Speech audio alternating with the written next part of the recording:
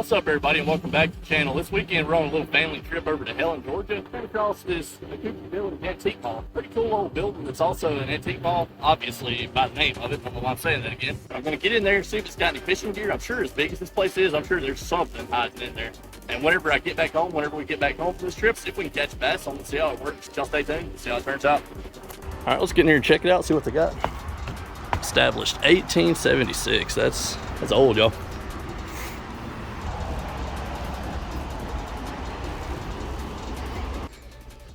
Yeah, they've got all kind of cool stuff in here, y'all. Old beanie babies. I'm sure they're gonna wind up having some fishing stuff too. We just gotta find it. There's some down there. And my wife came in here searching, and I had to come in here to bring one of our kids to the bathroom. All kinds of cool stuff in here. If y'all are ever in the Helen area, I mean, stop in and check it out. I'm sure we're gonna find some fishing stuff though. 125 bucks. Oh, look at that right there, y'all. That'd be right up Mr. Yee Fishing's alley right there. That bottle, yeah. Especially if it was full. Old Cokes. Got a boat full of old Cokes. Oh, there's what we're looking for right there, y'all. Check it out. All right, y'all, we found the perfect thing in here. Got this old box of fishing reels. Got a Shakespeare here that says it's from 1960.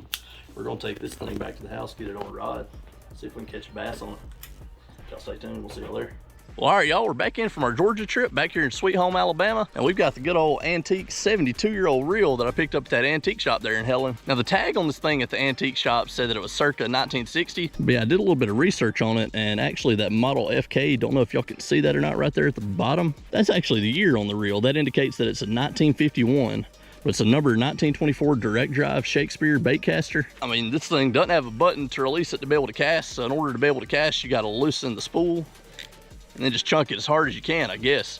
There's no type of drag or anything on it. It's just got this little, got a little bait clicker type deal that you can turn on and off. But yeah, so if we do end up getting a big fish on here, maybe quite an adventure. I wish I would have did a little more filming there at the antique shop for you guys, but I mean, really, just to be honest, not really too comfortable filming inside public buildings yet. I mean, it took me forever to get comfortable just filming and talking to you guys and filming just out in public in general, but they're in a public building in an enclosed space with a bunch of other folks just easing around everywhere. Still not really too comfortable doing that, but there's definitely a lot of cool stuff in there. Really cool stuff, just all kind of stuff. But the only fishing gear that I came across was that one box that had all the different reels in it.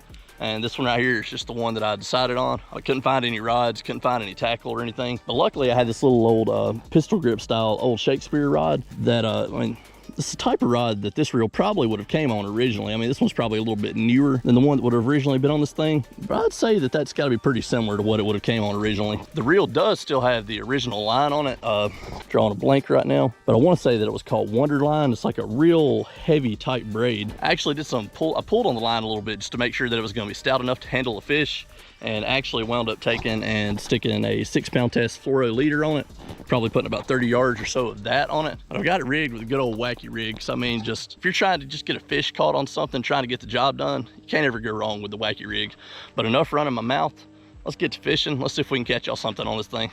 Like I said, there ain't no button or nothing to release the spool on this joker. I mean, it's got a tension knob on either side of the spool. So really the best I can figure is get that thing as loose as you can on either side of that spool. I don't know if this is right or not, if maybe there's something I'm missing, but best I can figure out is get as loose as you can right there. Turn this little bait clicker off right here, because when that thing's turned on, this thing makes an awful racket, and it kind of has a little more tension on the spool.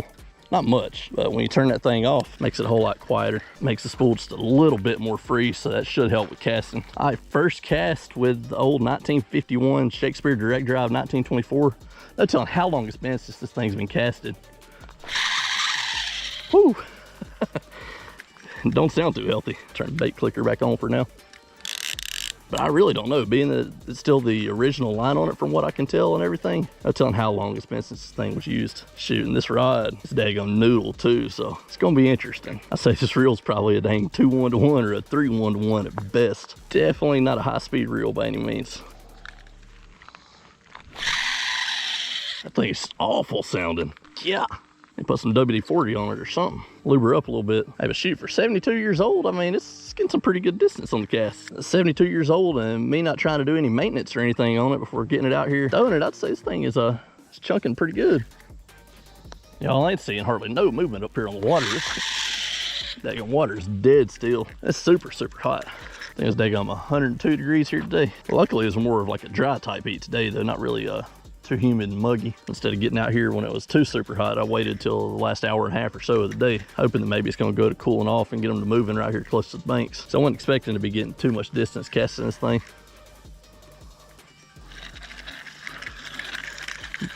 Probably getting a little more than what I expected, but not really breaking any casting records.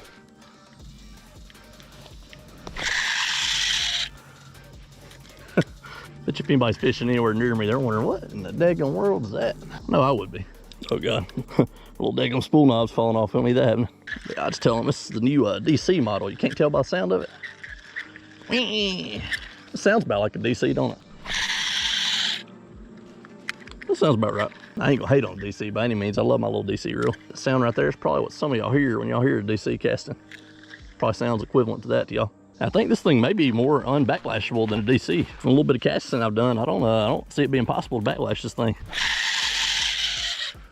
So maybe the old Shakespeare 1924 direct drive was ahead of its time. And DCs are supposed to be difficult to backlash, but shoot, I'll tell you what, I can backlash one like I'll get out. But this thing's got the unbacklashability, got the sound. I'm just joking, obviously. Oh, this fish got the lockjaw. So I don't blame him if I was out here in this heat. I don't believe I'd be wanting to eat nothing either. Be just laying there in the coolest spot I could find, just chilling. Oh, I spoke too soon. It ain't unbacklashable. I just backlashed it. That's what happens when you go bragging on something. You go giving it higher standards than it could ever live up to. All right, y'all, I just broke off. And wouldn't you know it, my daggone one-track minded self left my leader line sitting on the table there at the house where I had added the leader to this reel. Run off and just left it sitting there. So now we gotta hope that there is a dumb enough fish not to notice this friggin' rope of a main line that I've got. It's bigger around than the daggone 0.7mm lead and one of the little lead pencils. Just to give y'all kind of an idea, some perspective on how big that is. Shoot, I'll tell you one observation, they're not biting out here like they have in years past. In the past 2 summers, if I was out here this time of day, even as hot as it's been today, just worked in a wacky rig down this this riprap bank right here, and they would be wearing it out. I wouldn't be able to keep them off of it.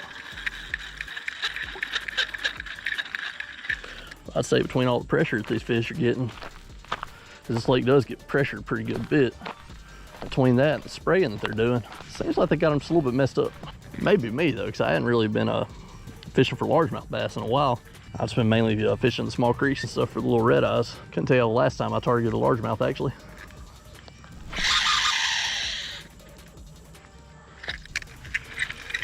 If we don't get a bite for too long, we're gonna start trying the here fishy fishy approach. It's a tried and true method. Just sit here and go here fishy fishy fishy. Here fishy fishy. Come here boy. Fishy fishy. I'd be convinced that works on a bit right now. Oh, no way, y'all. No way. We actually got something. We got a daggum fish on the 72-year-old antique baitcaster. Let's go, guys.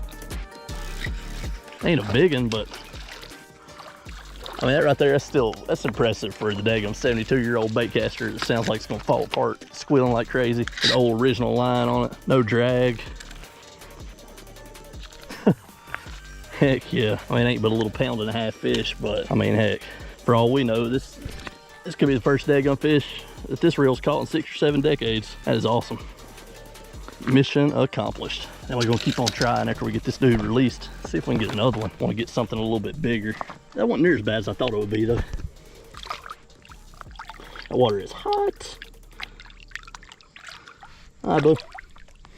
Heck yeah. That's what I needed right there. Kind of getting down and out, thinking I wasn't gonna end up getting one on the old reel. Thinking we're going to have to come again and do a day number 2 for y'all, but mission accomplished. I slung my old Senko off. Let's get us another one on here.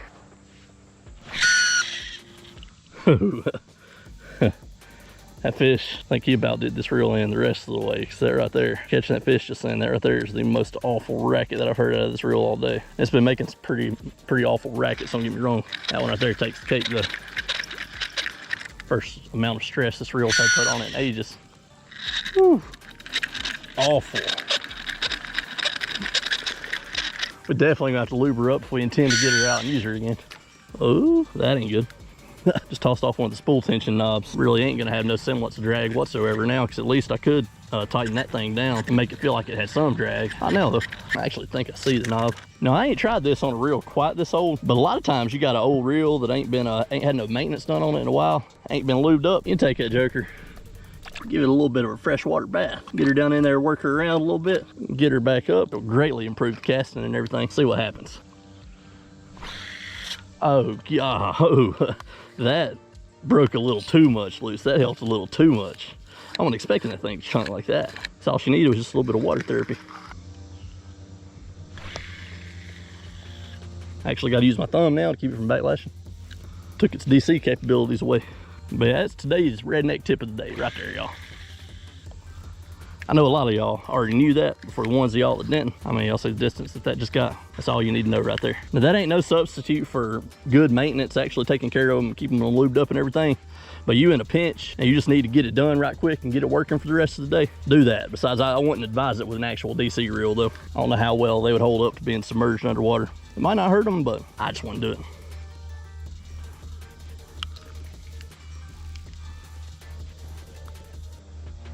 Oh, let's go, y'all. Oh, we just got another one. Heck yeah. Yes. Fish number 2 on the 72-year-old Shakespeare Direct Drive 1924. There's another small one. We ain't getting the size that we generally get at this lake when I come fishing out here, but hey, we'll take it. We will take it. Yes, sir.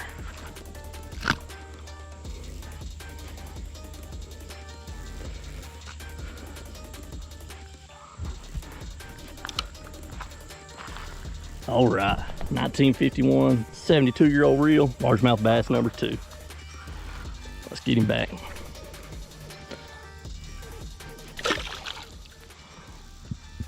I'll tell you what, now that right there, dunking that reel in the water and getting it freed up to where it was able to cast further, that was the ticket to getting that fish. She was sitting out there in the deeper water, which obviously that's to be expected with as hot as it is. That's probably why I hadn't been getting bites all day, just not having the ability to cast that far. I don't know why I haven't dunked the reel before now. All right, let's get us a Senko back on this thing. See if we can't get a halfway decent one before that sun sets on us. Because we've got it its first fish in years and years, but let's get it its first decent fish in years and years. Try to anyways.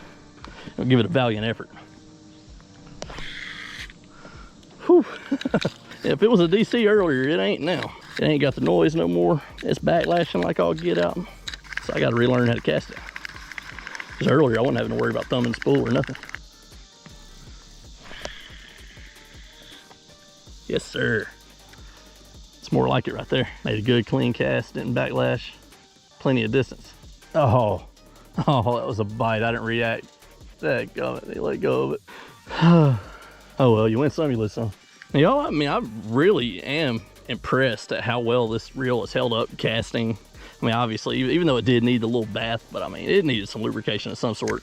But I'm impressed with how well it's held up casting, how well it's handled the 2 fish that it's caught. I mean, for a 72-year-old reel, I just wasn't expecting that out of it. But shoot, I dare say that this old son of a gun, I think it's outperforming a daggum modern day Shakespeare. And all the modern day Shakespeares that I've had, they've all went out after a couple fishing trips. So if this thing can even withstand going out and videoing a couple times, it's going to outdo the modern Shakespeares that I've had. All of them that I've had, they've had plastic gears in them, and I hadn't had a Shakespeare in forever, but when I was younger and first getting started out bass fishing, I had lots of Shakespeare stuff because obviously I didn't have all the money tied up into it that I've gotten tied up into it now. But yeah, I mean, all the Shakespeares I ever had, they were notorious for the daggum worm gear going out on them.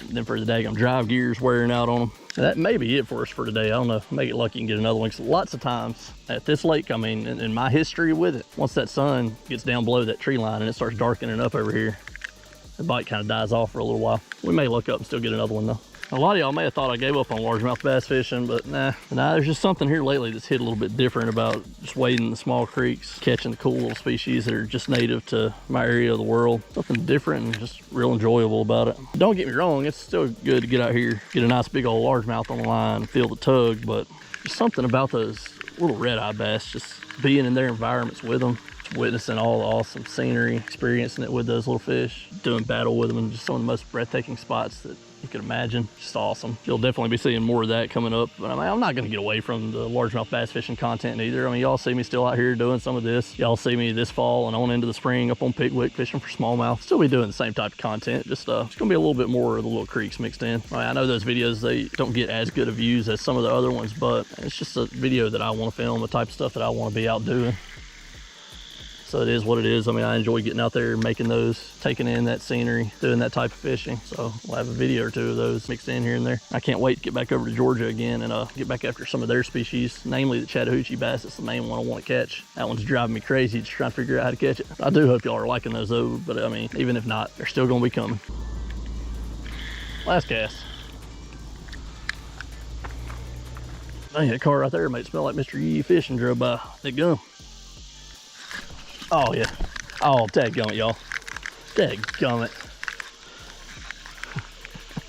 Well, we got one more bite right here at the end of the day, but didn't capitalize on it. There you go. I didn't get a good enough hook set with my little noodle. Now, I know that I said that was the last cast, but obviously that right there, that leads to one more cast. Don't say none of y'all wouldn't do the same. Y'all liars if y'all say y'all wouldn't. I know y'all would.